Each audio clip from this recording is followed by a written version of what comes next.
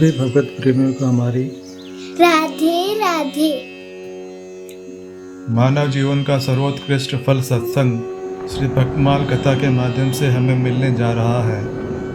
श्री भक्तमाल कथा के प्रधान श्रोता हमारे श्री प्रिया प्रीतम जी हैं। उनके श्री चरणों में प्रणाम करते हुए आइए आज के भक्त चरित्र का श्रवण करें।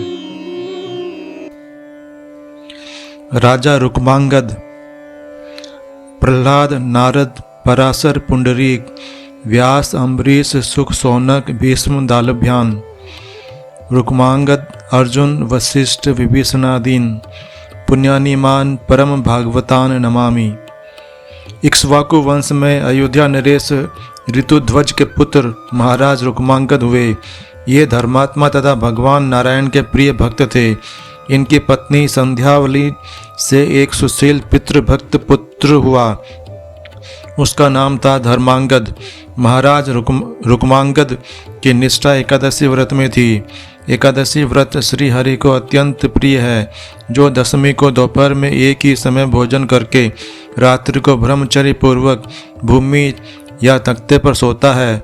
एकादशी को प्रातः व्रत का संकल्प करके निर्जल व्रत करता है और यथासंभव समस्त उपचारों से श्रद्धापूर्वक भगवान का पूजन करता है।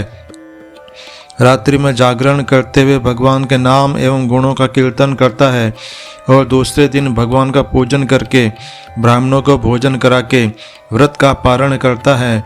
उस पर सर्वेश्वर विष्णु भगवान शीघ्र प्रसन्न होते हैं। एकादशी व्रत के दिन इंद्रियों को संयत करके दिन रात केवल भगवान के पूजन अर्चन कीर्तन तथा भगवान की कथा सुनने में ही लगाना चाहिए। उस दिन काम क्रोध लोभ आदि का सर्वथा त्याग कर देना चाहिए।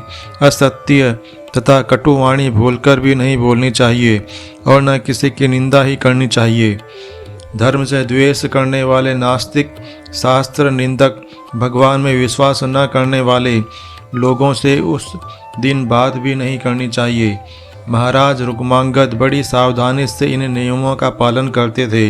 राजा की धर्म परायणता के कारण उनकी समस्त प्रजा धार्मिक थी। प्रजा के भी सब लोग एकादशी का व्रत पूरी विधि से करते थे। जो नियम पूर्वक विधि सहित एकादशी व्रत करता है उसके घर में यमराज के दूत प्रवेश ही नहीं कर सकते। महाराज रुक्मांगद के राज्य में यमदूतों का प्रवेश नहीं था, परंतु सृष्टि तो जन्म मरण रूप है। यमराज जी ने सृष्टिकर्ता से कहा कि अयोध्या के राज्य भर में लोग अमर बने रहेंगे तो मृत्यु लोक की मर्यादा नष्ट हो जाएगी। ब्रह्मा जी ने एक परम सुंदर मोहिनी स्त्री बनाकर उसे पृथ्वी पर भेजा। उस स्त्री को देखकर महाराज मुग्ध हो गए। उसने भी इस शर्त पर राजा को पति बनाकर स्वीकार किया कि वह जो कहेगी उसे महाराज अस्वीकार नहीं करेंगे। महाराज ने यह शर्त मान ली। एकादशी आने पर मोहिनी ने कहा कि राजा व्रत न करे। महाराज तो सुनते ही सन्न रह गए। उन्होंने कहा, रानी तुम कहो तो मैं अपने प्राण भी दे सकता हूँ, किंतु भगवान नारायण का एकादशी व्रत मैं नहीं छोड़ सकता। इसके बदले तुम और कुछ मांग लो।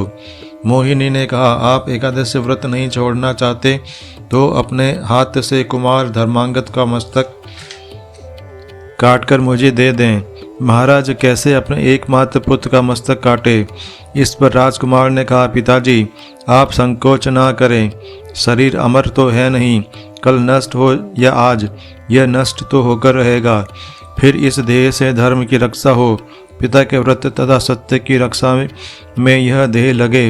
इससे बड़ा सौभाग्य कहाँ मिलना है। आप अपने सत्य की रक्षा करें। राजकुमार की माता परम सती रानी संध्यावली ने भी पुत्र की बात का समर्थन किया। अंत में महाराज खड्ग लेकर पुत्र का मस्तक काटने को उद्यत हुए। जैसे ही राजा ने तलवार उठाई, अनंत करुणाधाम श्री हरि ने प्रकट होकर उन्हें दर्शन दिया।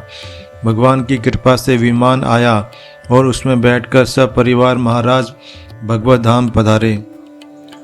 आज के हमारे भक्त चरित्र का वर्णन इतना ही।